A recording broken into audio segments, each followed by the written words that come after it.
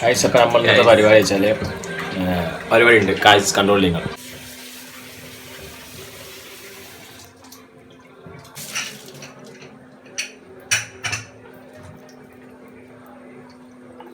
നമ്മൾ അങ്ങനെ കുഴച്ച് ബീഫ് കിട്ടി കുഴച്ച് ഇപ്പം തന്നെ എത്തുന്നതാണെന്ന് തോന്നുന്നു അല്ലേ? അതെ ഗൈസ് നാളെ ഇപ്പത്തിൻ്റെ സഹായിയാണ്.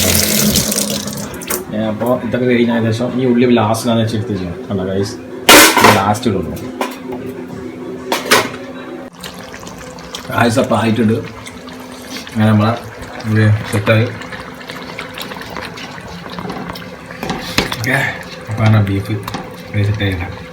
നമ്മൾ ഇത് തിന്നോ എന്നിട്ട് എന്താ ബാക്കി അപ്പം പറയാം. ഗൈസ് ഗൈസ് ഞാൻ വേർത്തു ഗൈസ്. സാമ്പിൾ പോയി കാണിച്ചു തരാം. ഗൈസ്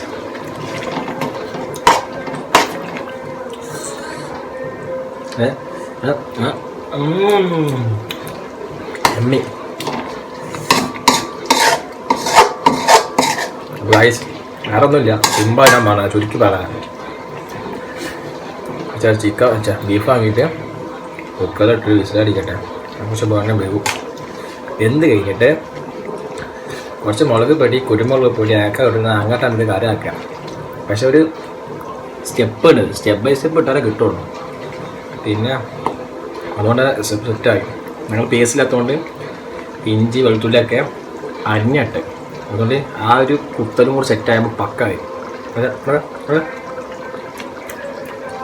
അവസാനം സോസ് കുറച്ച് വെള്ളമായി കാണുന്നത് കുറച്ച് പറഞ്ഞു.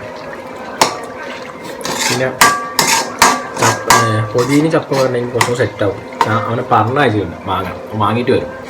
ഓക്കെ കഴിച്ച് വയർത്ത് കഴിച്ചു. ഇത് കുറേ ഉണ്ടായതല്ല, അതിപ്പോൾ വറ്റിയപ്പോൾ കുറഞ്ഞിട്ടാണ്.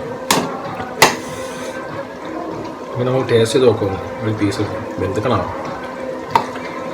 ഗൈസ്? അല്ല ഇത് കൈമ